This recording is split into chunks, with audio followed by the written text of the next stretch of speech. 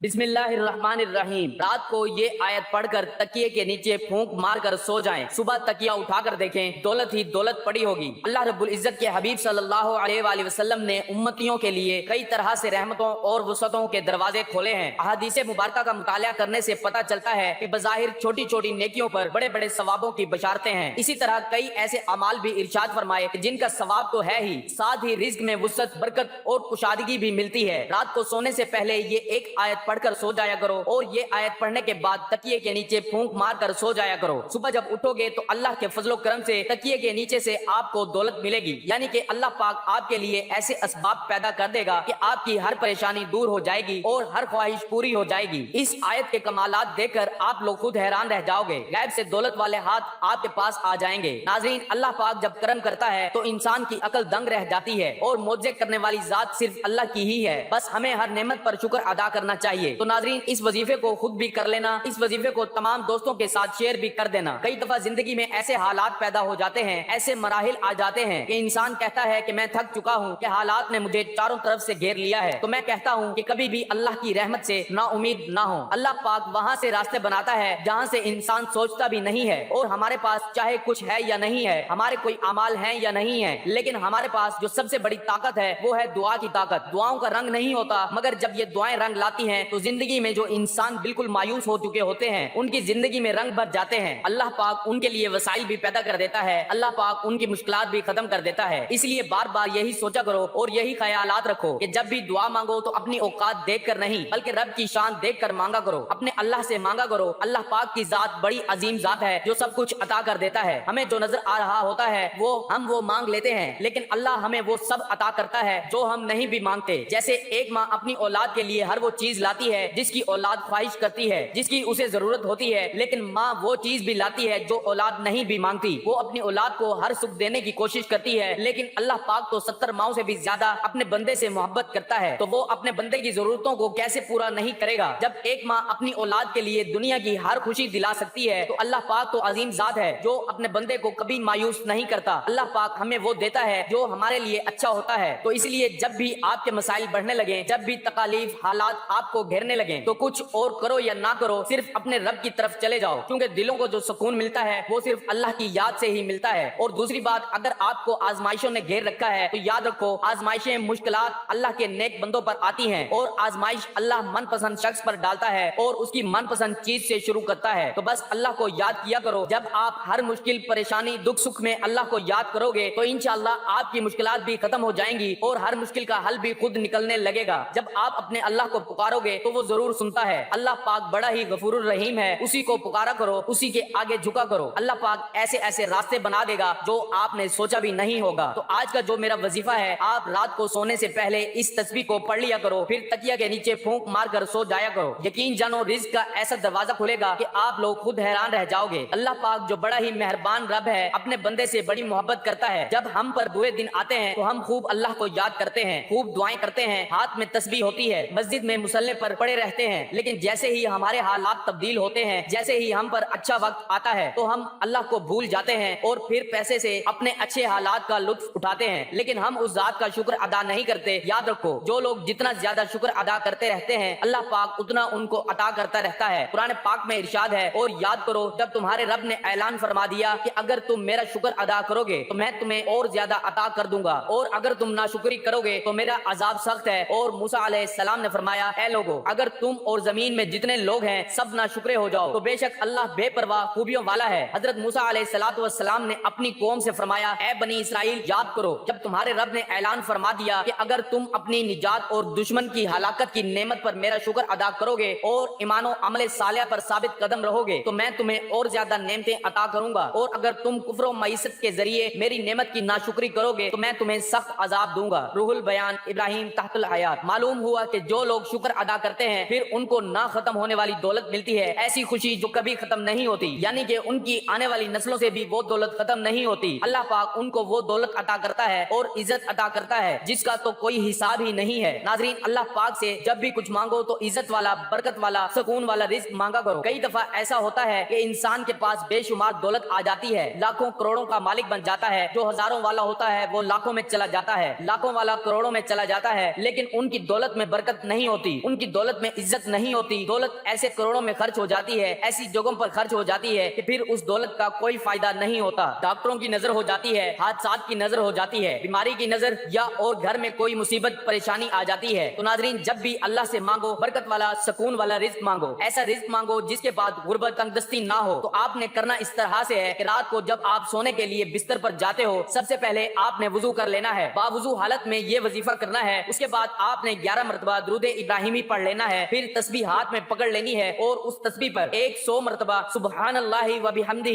سبحان اللہ العظیم و بحمدہ استغفر اللہ یہ پڑھ لینا ہے، اور آخر میں پھر 11 مرتبہ درود ابراہیمی پڑھنا ہے۔ یہ ایک کر کے وہ تسبیح آپ نے اپنے تکیے کے نیچے پھونک مار لینی ہے، اور پھر اپنے اللہ سے دعا کر کے درود پاک پڑھ کر سو جانا ہے۔ اس عمل کی برکت کا اندازہ اس بات سے لگایا جا سکتا ہے کہ ایک صحابی رضی اللہ تعالیٰ عنہ حضور صلی اللہ علیہ وآلہ وسلم کی خدمت اقدس میں حاضر ہوئے اور رزق کی تنگی کے بارے میں بتاتے ہوئے عرض کی، دنیا نے مجھ سے پیٹھ پھیر لی ہے۔ آپ صلی اللہ علیہ وآلہ وسلم نے فرمایا، کیا وہ تسبیح تمہیں یاد نہیں جو فرشتوں کی تسبیح ہے اور جس کی برکت سے روزی دی جاتی ہے؟ طلوع فجر کے ساتھ 100 بار کہا کر سبحان اللہ و بحمدہ سبحان اللہ العظیم و بحمدہ استغفر اللہ، دنیا تیرے پاس ذلیل و خوار ہو کر آئے گی۔ وہ صحابی رضی اللہ تعالیٰ عنہ چلے گئے اور پھر کچھ دن کے بعد حضور صلی اللہ علیہ وآلہ وسلم کی خدمت میں حاضر ہو کر عرض کرنے لگے، یا رسول اللہ، دنیا میرے پاس اس کثرت سے آئی کہ میں حیران ہوں کہ کہاں اٹھاؤں اور کہاں رکھوں۔ تو ناظرین، معلوم ہوا کہ اس عمل کی کتنی برکت ہے۔ آپ لوگ اس عمل کو روزانہ کر سکتے ہیں، روزانہ کر لیں۔ اگر روزانہ نہیں کر سکتے تو جس دن آپ کو وقت ملے آپ کرنا چاہ سکتے ہیں، لیکن اس وظیفے کے لیے ایک ہی شرط ہے کہ باوضو حالت میں یہ وظیفہ کرنا ہے۔ ناظرین، یہ وظیفہ آپ کی قسمت کو چمکا دے گا، آپ کی مشکل کو ختم کر دے گا، اور رزق کے ایسے وسائل پیدا ہوں گے کہ آپ نے سوچا بھی نہیں ہوگا۔ میری اللہ پاک سے دعا ہے کہ اے میرے پاک اللہ، اے میرے غفور الرحیم اللہ، ہم سب کی مشکلات کو ختم فرما دے، ہمارے رزق میں، ہماری روزی میں اضافہ فرما دے۔ میرے اللہ، ہمیں مانگنا نہیں آتا، تجھے دینا تو آتا ہے، میرے اللہ ہمیں عطا کر دے، آمین۔ ناظرین، کمنٹ باکس میں اللہ تعالیٰ کے 99 ناموں میں سے کوئی ایک نام ضرور ٹائپ کریں۔